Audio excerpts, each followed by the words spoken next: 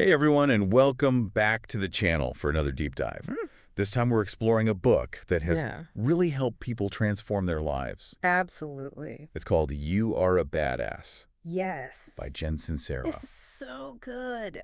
If you haven't already, hit that like button and subscribe to the Book Summary Podcast for more incredible book summaries just like this. Yeah, this book is a real gem. I mean, it's packed with really practical advice. Yeah, and love her humor. witty humor. Yeah. It's real talk Yeah, that makes self-help, approachable. accessible and fun. Yes, and the core idea that I really loved about it Yeah. is this concept of a subconscious blueprint. Yeah. So Sincero explains how our subconscious mind Right. is shaped by Total. all our childhood experiences and beliefs Uh-huh. that become like a blueprint for our lives. Absolutely. It's like an underlying program that's running in the background that's influencing our thoughts and feelings. Like, it's almost like we're on autopilot in a way. Yeah, and it's really fascinating because we might consciously desire certain things Yes. for our lives, but if our subconscious beliefs don't actually align with those desires, we end up self-sabotaging. Like, we've got one foot on the gas and one on the brake. Yes, and she illustrates this really well in the book Yeah. with the story about the bowling I've accident got bowling story, yeah. and how it connected to her back pain. Yeah, so she slipped on the lane Right. and she hurt her back. And then Usually. years later realized that the back pain was possibly connected to a subconscious fear of success Wow. that stemmed from the accident. That's so interesting. Yeah, it's a really powerful example of how these beliefs can be so ingrained Yeah. and manifest in unexpected ways. Absolutely. So if our subconscious is kind of running the show, Yeah. how do we start to reprogram those old beliefs Well, and actually align our blueprint with what we want? that is the question, isn't it? That's where Sincero introduces the concept of the big snooze, or BS, Okay. which is her term for the ego. Right. The big snooze is that voice in our head that's driven by fear and insecurity and the need for external validation.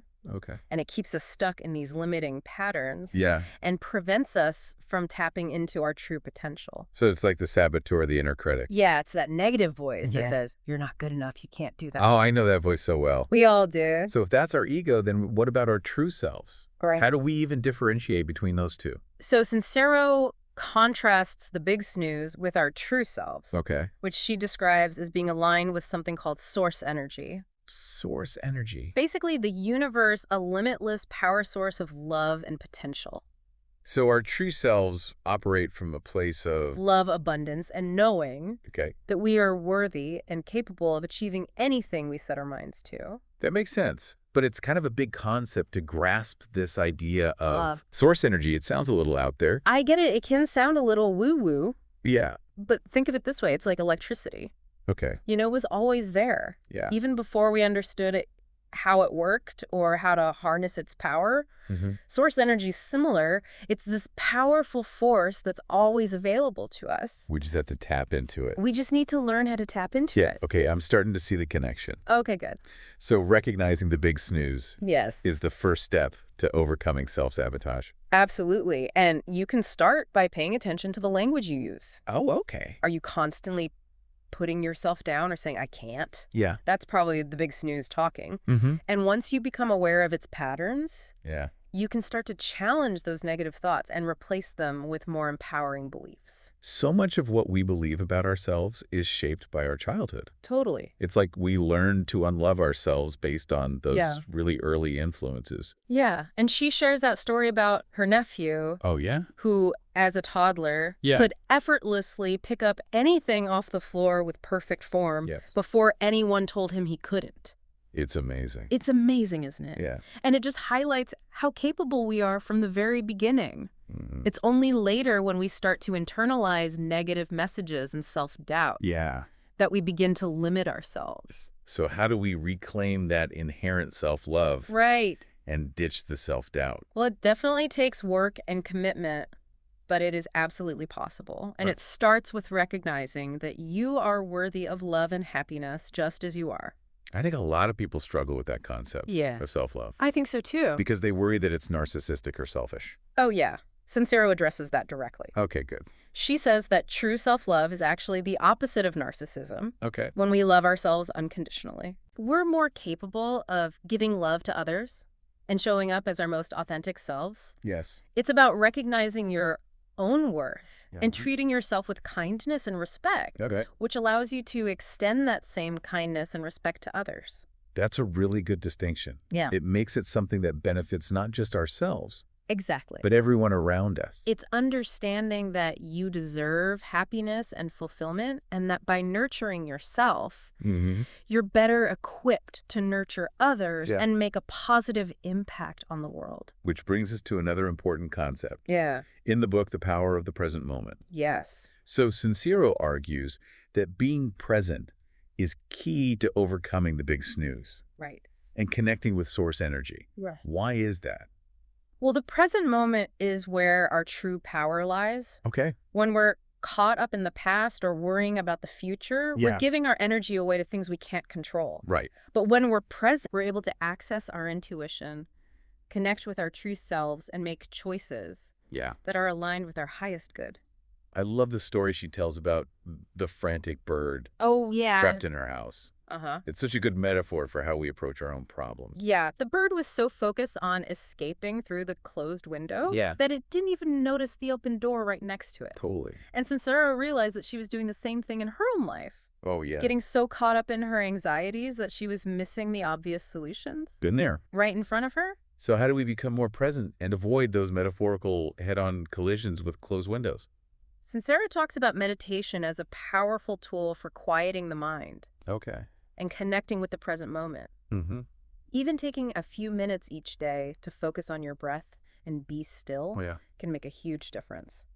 And she talks about meditation as a way to tap into source energy. How does that work? We'll think of source energy as this limitless power source. Okay. You can tap into it by practicing gratitude, being present, and trusting the process. Okay. It's about aligning yourself with the frequency of what you want to create.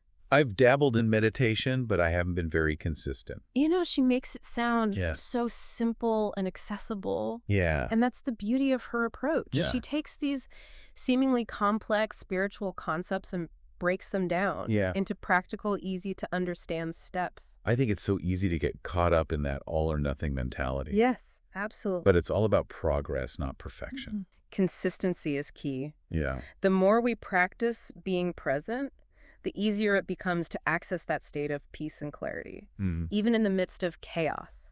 You know, one of the things that I struggle with is figuring out my true calling. I hear that a lot. Like, what am I really meant to do in this life? Right. It feels like this huge, overwhelming question. It is a big question. But I don't even know where to begin. So many people feel stuck when it comes to finding their purpose. Yeah. But Sincero offers some really cool exercises in the book to help uncover your passions. Like what? And connect with your true calling. Yeah. One of my favorites is being the alien visualization. Okay. Imagine yourself as an outsider looking at your life with fresh eyes. Okay. What stands out to you? What are your unique strengths and talents? Yeah. What do you enjoy doing so much that you lose track of time? I've tried that one. Have you? It is really powerful. Yeah. It helps me see my life from a different perspective. Yes. And identify some passions I was neglecting. Exactly. Yeah. It can help you break free from those limiting beliefs about what you're supposed to do. Yes. And connect with what truly lights you up. And she encourages us to follow our fantasies. Yes, even if they seem silly or impractical. This reminds me of her story about her band Crotch. Yes. It's such a hilarious example. It is. Of how pursuing our passions, even if they don't seem serious or successful, can lead to self-discovery and unexpected opportunities. She seems to be all about embracing our inner goofballs. Totally. Which I love. Sometimes we take ourselves way too seriously. Yeah, and that playfulness is essential for creativity and growth. We're sure. But what about fear? Oh, yeah. It's such a universal roadblock. It is. That keeps us from going after what we want. Totally. I know I've let it hold me back so many times. We all have. Fear is a natural part of the human experience. Yeah.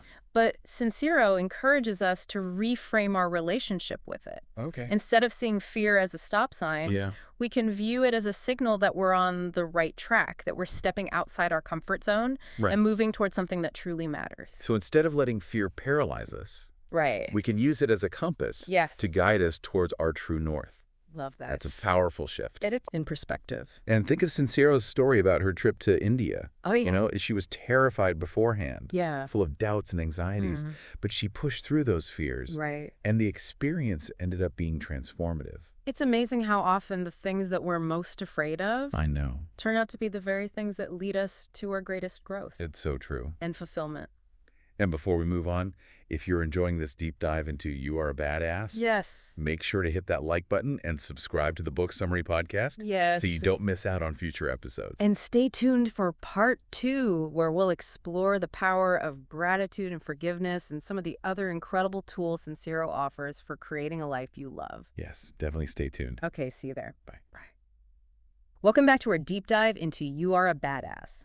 We left off talking about fear and how it can be a signpost pointing us towards what really matters. Yeah. It's inspiring to see how Sincero embraced that fear and let it lead her to those incredible experiences like that trip to India. Yeah. Speaking of embracing things that can feel scary, let's talk about gratitude and forgiveness. Yes. They might not seem as intimidating as a solo trip to India, but they can be surprisingly challenging. They can be. So let's start with gratitude. Okay. Sincero calls it a gateway drug to awesomeness. I love that. I kind of love that analogy. Yes, that too. It makes gratitude sound exciting. Yeah. And almost a little rebellious. Uh-huh. Which is so different from the way it's often presented. I know, it's so true. And I think Sincero has a real knack for taking concepts that can feel a bit preachy or cliche and making them feel fresh and relatable.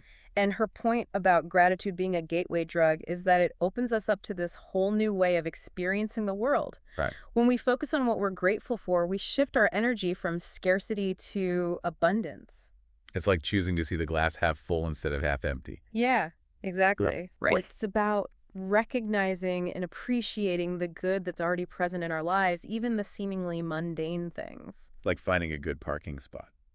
Oh, remember her story about finding parking? Yes. She's always so grateful when she finds a great parking spot. I know. And she sees it as a sign that the universe is supporting her. It's so easy to get caught up in complaining about the things that aren't going our way. I know, it's so true. We forget to acknowledge the things that are going well. Yeah, and Sincero makes a really interesting point about how gratitude actually helps us to manifest our desires. Oh, really? Yeah. How? When we're in a state of gratitude, we're vibrating at a higher frequency. Yeah. And we attract more things to be grateful for. So it's not just about feeling good in the moment. It's actually creating a more positive and fulfilling reality. Exactly. It's like we're sending a message to the universe that we're open to receiving more abundance. I love that. Okay, so gratitude is a game changer. It is. What about forgiveness? Oh, forgiveness. It's tough. It is tough. How do we let go of resentment and move on, especially when someone has really hurt us? It's so much easier to hold on to that anger. Yeah. And blame. Yeah, it feels safer somehow. It does. To stay angry. It can. But it's not really serving us. No, it's not. And I hear you. Forgiveness can be one of the most challenging, but also one of the most liberating things we can do for ourselves. Okay. And it's important to remember that forgiveness isn't about condoning someone else's behavior or saying what they did was okay. It's about releasing ourselves from the burden of carrying around all that anger and resentment. So it's not about them, it's about us. Exactly. When we hold on to anger and resentment, we're essentially allowing that person to continue to hurt us. Even if they're not there. Even if they're no longer present in our lives. Wow. Forgiveness is about reclaiming our power and choosing to move forward with peace and clarity. I love how she talks about finding compassion. Yes. Even for the people who have wronged us. Even for them. And she has that exercise where she says, imagine the person as a little kid. Yes. Acting out of fear and pain. Uh-huh. It's so hard to stay angry when you see someone through that lens. It is. Right. But she also emphasizes the importance of not being an enabler. Yes, absolutely. Right? Forgiveness doesn't mean allowing someone to continue to mistreat us. It's about setting healthy boundaries. Yeah. And prioritizing our own well-being. I think sometimes we confuse forgiveness with reconciliation. Yes, I think so too. But they're not always the same thing. That's an important distinction. We can forgive someone without necessarily needing to rebuild a relationship with them. Right. Sometimes the healthiest choice is to create some distance and protect ourselves from further harm. And that's okay too. It's about choosing what's best for us. Exactly. Both emotionally and physically. It's about recognizing that forgiveness is a process, not a destination. Okay. It might take time, and there might be setbacks along the way. Yeah. But the more we practice forgiveness, the easier it becomes to release those negative emotions and move forward with grace and compassion. So we've done the inner work. Yes. We're practicing gratitude. We're cultivating self-love. We're working on forgiveness. What's next? Action. Okay. It's time to put all this inner work into practice and start creating the life we truly desire. This is where things get exciting. Yes. So Sincero emphasizes the importance of decisive action. Yes, she does. But also surrender. Yes. Those two things seem contradictory. They do a little bit. But she argues that they work together beautifully. It's about taking bold steps toward our goals. Okay. While also trusting that the universe has our back, even when we don't know exactly how things are going to unfold. And she illustrates that perfectly. Yeah. With the Henry Ford story and creating the V8 engine. Oh, yeah. So he was so determined to create that. He was. Even when all the engineers told him it was impossible. I know he wouldn't accept no for an answer. That's decisive action. Yes. He had this unwavering belief in his goal. And he wasn't going to let anybody deter him from achieving it. But where does surrender come in? Well, that's a beautiful paradox. When we take decisive action while also surrendering to the flow of the universe, we create this powerful synergy that allows us to achieve things we never thought possible. It's like we're doing our part and then trusting that the universe will meet us halfway. Exactly. Yeah. She uses the analogy of hosting a party. Okay. We can put a lot of effort into planning the perfect party. Yes. But ultimately, we can't control whether people show up or not. Right. We can only control our own actions and our own energy. Okay. Surrender is about showing up with joy and trust. Okay. Knowing that even if things don't go exactly according to plan, the universe is still working behind the scenes to support us. I love that. So we're putting in the effort, but we're also releasing the need to control the outcome. Exactly. And that's where the magic happens. And she shares her own story about getting her dream writing job. Yes. After years of struggle and uncertainty. For years, she hustled and strived trying to make her dream career happen. Yeah. But it wasn't until she surrendered her need to control the outcome and focused on enjoying the journey that everything fell into place. It's a good reminder that sometimes letting go is actually the key to attracting what we want. It is counterintuitive, isn't it? It is. We're so conditioned to believe that we need to hustle and grind and force things to happen. Yes. But often it's when we relax our grip and trust the process that the universe can work its magic. Okay, so speaking of things that often feel like a struggle, let's talk about money. Oh, yes, money. It's such a loaded topic. It is. For so many people, myself included. It's often a source of stress, anxiety, and limiting beliefs. Yeah. But Sincero encourages us to reframe our relationship with money and view it as an exchange of energy. What does that mean, an exchange of energy? Think about it this way. Okay. Whenever you spend money, you're essentially exchanging your energy for something that you value, whether it's a product, a service, an experience, or even just a sense of security. So if we're constantly worried about money, or feeling like we don't have enough, we're essentially blocking that flow of abundance. Exactly. Sincero talks about having a relationship with money. Yeah. Just like we have relationships with people. You know, if you're constantly criticizing or doubting your partner, it's likely going to create distance and tension in the relationship. Right. It's the same with money. Yeah. If you're always focused on what you lack, you're inadvertently pushing abundance away. What you focus on expands. Exactly. Yeah. So if you want to attract more money into your life, you need to start by shifting your mindset from scarcity to abundance. I love her analogy of money having a relationship with you like a person. Yes. It makes it feel less intimidating and more relatable. Yeah. It does. And she encourages us to treat money with respect. Okay. Appreciate it when it comes into our lives. And not be afraid to spend it on things that bring us joy and fulfillment. She's not about deprivation. No, she's all about enjoying the abundance that life has to offer. Right, and that abundance can take many forms. Absolutely. Not just material wealth. It's about feeling abundant in love, joy, connection, creativity, and purpose.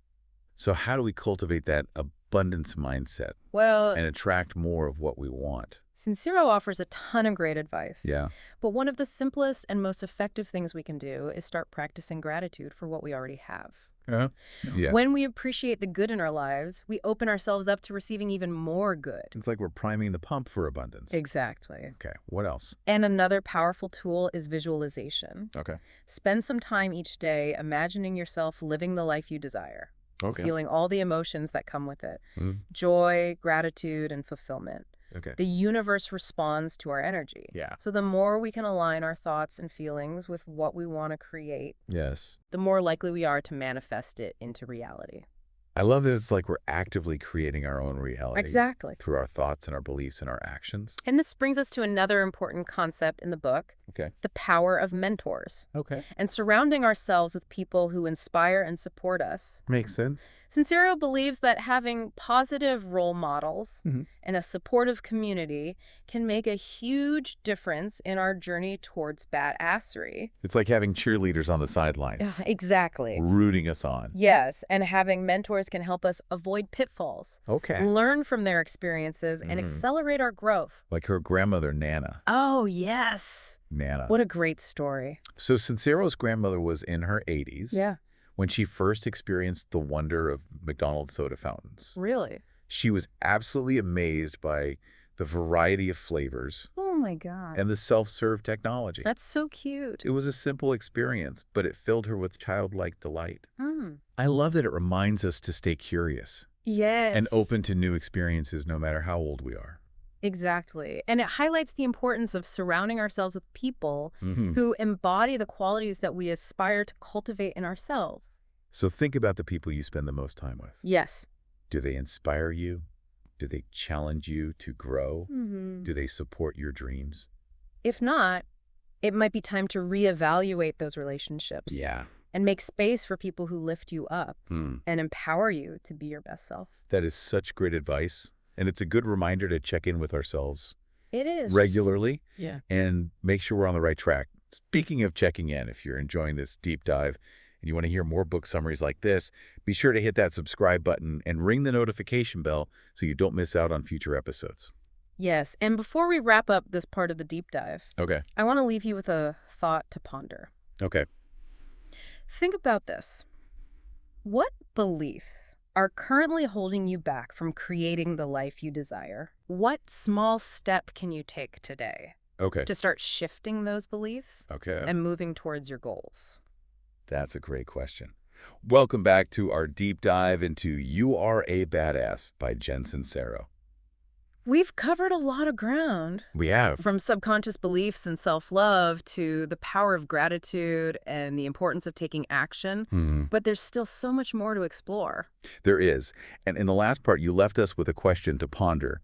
What beliefs are currently holding us back from creating the life we desire? Yes. And I think that leads perfectly into one of the most thought-provoking concepts in this book. Okay. Millions of mirrors. Oh, yes. Millions of mirrors. So this is all about understanding how the people in our lives act as mirrors, reflecting back aspects of ourselves, both the light and the shadow. It's so powerful. It is. It's a reminder that our outer world is often a reflection of our inner world. So if someone's behavior is really annoying me, it might be because it's triggering something within myself.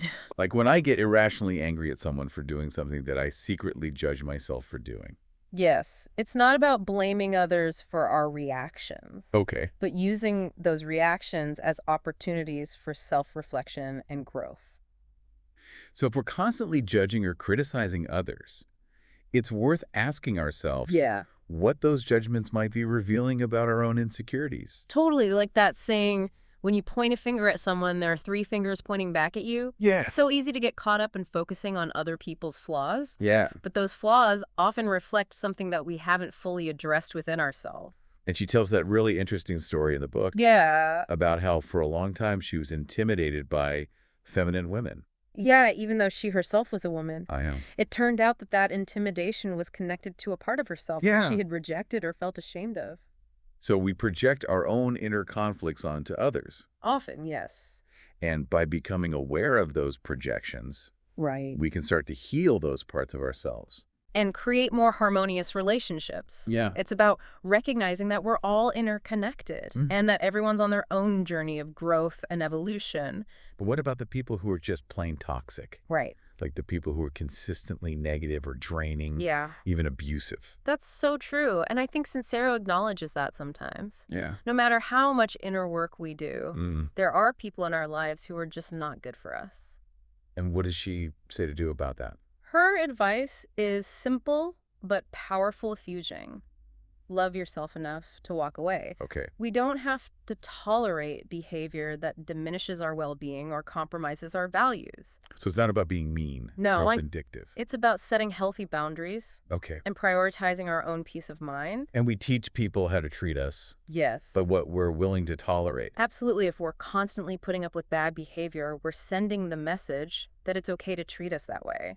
But when we set clear boundaries and walk away from those situations that aren't serving us, we're claiming our power. We are. And creating space for healthier relationships. Yes.